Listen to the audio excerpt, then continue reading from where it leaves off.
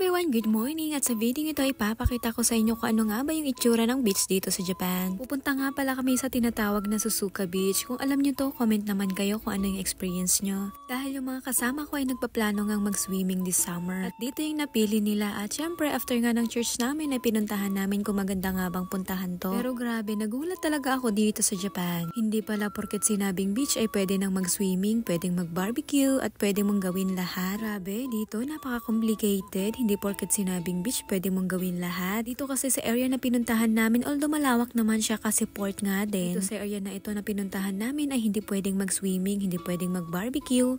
Ang pwede lang gawin dito ay mag-fishing at maglaro dito sa gilid ng dagat. Maganda rin naman ang view kasi nga meron naman silang cottage. Ang ganda rin ng ambience, parang perfect naman siya pang sunrise tsaka sunset. Kaya lang kung gusto mong mag-swimming ay hindi talaga siya pwede. At dito hindi ka rin pwedeng mag-swimming agad ng anytime kasi nga meron silang allotted month na pwede lang mag-swimming. Meron dito kami nakitang area, ang ganda niya, perfect sana sa pag-barbecue at swimming. Pwede rin sanang mag-bonfire pero may mga restriction, hindi talaga pwede. Na kahit pwede naman sana kaso nga lang, syempre nasa Japan tayo, kailangan nating sumunod sa kanila. Complicated ng mga dagat nila, no? Pero kung isipin mo naman talaga namang safety talaga yung inuuna nila. Actually malawak nga tong area na to, may mga kubo naman, may mga cottage ganon, may mga CR. Kaso nga lang parang hindi na na-develop. Hanggang sa yung mga building ay natabunan na nga ng mga damo. Ganito nga yung beach dito pero mas may maganda namang beach dito sa Japan, lalong-lalo na sa area ng Okinawa. Pero pagdating sa mga ganito, mas pipiliin ko pa rin talaga ang beach natin dyan sa Pilipinas. At dahil hindi nga pwedeng mag-swimming at mag-barbecue, maghahanap na nga lang kami ng ibang lugar. Okay, dito na lang muna. Bye!